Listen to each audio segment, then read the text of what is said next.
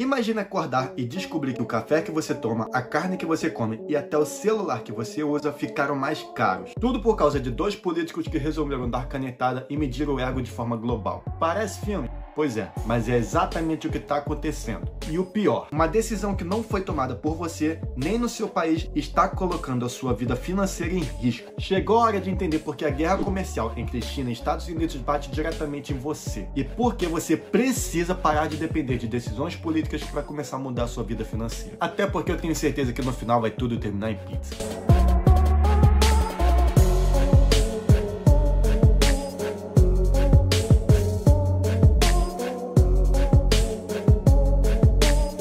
Fala, Alcateia, tudo bem com vocês? Eu sou Ronaldo Lobo, criador deste canal, educador financeiro, escritor e também planejador financeiro. E a minha missão aqui é te ensinar a dominar o seu dinheiro e nunca ser dominado por ele. Graças a Deus! Se você quiser saber mais sobre o meu curso, meu livro ou também sobre a minha consultoria, todos os links estão na descrição. No começo de abril de 2025, Donald Trump, de volta à presidência dos Estados Unidos, decretou o que chamou de Dia da Libertação, declarando guerra contra o mundo, mas não uma guerra convencional. Uma guerra econômica devido a uma avalanche de tarifas sobre produtos importados. O nome Dia da Libertação, apesar de bonito, teve um efeito catastrófico, atingindo literalmente todos os países do mundo. E a tarifa mínima de importação foi de 10%, mas nem todo mundo pagou isso, teve gente que pagou mais. O Japão pagou 24%, a União Europeia pagou 20%, o Taiwan 32% e a China 54%, mais da metade do valor do produto. É basicamente como se os Estados Unidos tivesse virado sócio majoritário de tudo que a China exporta. E quem achou que essa guerra comercial seria entre as maiores potências do mundo, tá muito enganado. Isso incluiu todos os países, inclusive o Brasil, que tá eu e você também nesse bolo todo.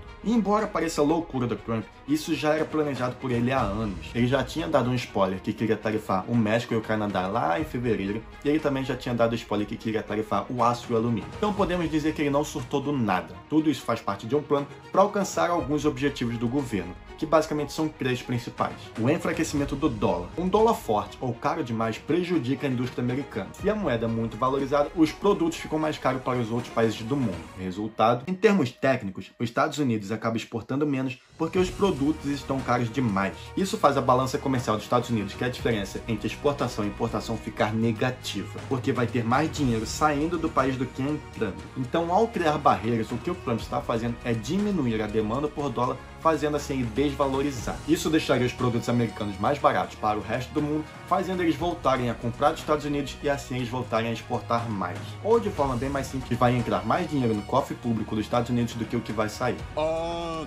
Reindustrialização dos Estados Unidos. Com o aumento dos impostos, o Trump aumentou o custo para a importação lá nos Estados Unidos, ou seja, ficou mais caro você trazer produtos de fora. Isso faz o quê? Faz as produtoras, as empresas produzirem mais dentro dos próprios Estados Unidos. A linha de raciocínio é o seguinte: se ficou mais caro trazer um produto de fora, então é melhor e compensa mais eu produzir um produto aqui dentro do meu país mesmo. É verdade. Isso, inclusive, também diminui a taxa de desemprego, porque as indústrias vão precisar de mais pessoas. Quer dizer, às vezes não. Alongamento da dívida pública. A dívida americana está nas alturas há muito tempo, e uma grande parte dessas dívidas são por causa dos títulos públicos, que são empréstimos que o governo faz, igual ao Tesouro Direto. É você emprestar o dinheiro para o governo, depois ele vai te pagar de volta com juros. E Trump quer substituir esses títulos de curto prazo por títulos de 50 a 100 anos. Com isso, ele pagaria menos juros ao longo do tempo e ia ter uma folga maior para seus projetos. Mas para isso acontecer, ele precisa que a taxa básica de juros lá dos Estados Unidos fique menor. Por isso que ele está enfraquecendo a economia americana, porque ele quer forçar o Banco Central, o Fed lá dos Estados Unidos, a diminuir a taxa de juros para assim ele conseguir colocar o seu plano em ação. Menos custo com dívida, mais margem fiscal. No fundo, parece que o Trump quer quebrar o país, forçar uma crise para reconfigurar a economia, manter o controle político e sair como salvador depois que toda a poeira baixar. Esse é o plano dele. Mas se você acha que todo mundo aceitou isso de boa, não foi assim não. A China não só respondeu com 84% de tarifas sobre produtos americanos, como também restringiu exportações de terras raras. Esses minerais são utilizados em quase todos os eletrônicos modernos atualmente, desde celulares a painéis eletrônicos. E a China tem 80% do controle desse mercado, ou seja, se ela quiser estrangular as cadeias globais, ela consegue. Caraca. Além disso, Xi Jinping disse bem claramente que a China não teme uma guerra comercial. E essa frase é muito simbólica, porque mostra que estamos entrando em uma nova era de fragmentação, de ruptura com a globalização como conhecemos. A Europa ameaçou as Big Techs. Japão, Coreia do Sul e Argentina correram para negociar. E o Brasil aprovou uma lei para se proteger economicamente. Cada país reagiu de uma forma diferente, mas todos perceberam que o mundo está migrando para o protecionismo e o isolamento comercial. As ações da China, Europa e outros países mostraram que não é só uma decisão dos Estados Unidos. É um efeito dominó com potencial de redefinir blocos comerciais e reconfigurar alianças políticas. E como o mercado reagiu a isso tudo? Só nos 2 dias após o tarifaço, o mercado perdeu 7,4 trilhões de dólares. O Nasdaq caiu quase 20% e o VIX subiu 187%. O medo se tornou uma realidade. Fundos começaram a sair de países emergentes como o Brasil para ir para títulos americanos que são mais seguros. Isso fez o quê? Forçou a nossa moeda a se desvalorizar e também pressionou a nossa taxa básica de juros. E aí aquela velha história, aumento de imposto causa aumento de preço que causa inflação. E inflação faz o quê? O Banco Central tem que aumentar a taxa básica de juros. Porém, aumentar a taxa de juros trava a economia do país, porque assim as empresas, os empresários, empreendedores não conseguem tomar crédito para investir em seu negócio e fazer eles crescerem. E aí vem a recessão, que é quando o PIB do país não cresce, tornando real o risco de uma estagnação global. Tudo isso por causa de uma política protecionista. E depois que a China respondeu o tarifaço, aí que começou de vez a guerra das tarifas. Após anunciar o tarifaço, Trump suspende as tarifas por 90 dias para todos os países, exceto a China. Esse episódio de suspensão seletiva soou como uma manobra diplomática de Trump, pois excluir a China da isenção das tarifas foi como uma ferramenta de humilhação pública, forçando os outros países a se alinharem com os Estados Unidos. Isso acentua a tensão geopolítica. Isso mostra o jogo psicológico do Trump e também deixa a China meio que sem saída, sem poder ter espaço para negociar. Mas a China, em resposta, não apenas aumentou as tarifas sobre produtos dos Estados Unidos para 84%, mas proibiu legalmente que 11 grandes empresas americanas operassem dentro do país, entre elas empresas de tecnologia e agroexportadoras. Isso deixa claro que a China está respondendo com 2 frentes de ataque, a parte econômica, mas também a parte tecnológica banindo as empresas, mostrando que a China também tem cartas fortes nesse jogo. Porém, o único problema é que isso afeta diretamente a cadeia global de suprimento. Você acha que Trump ia deixar isso barato? Não.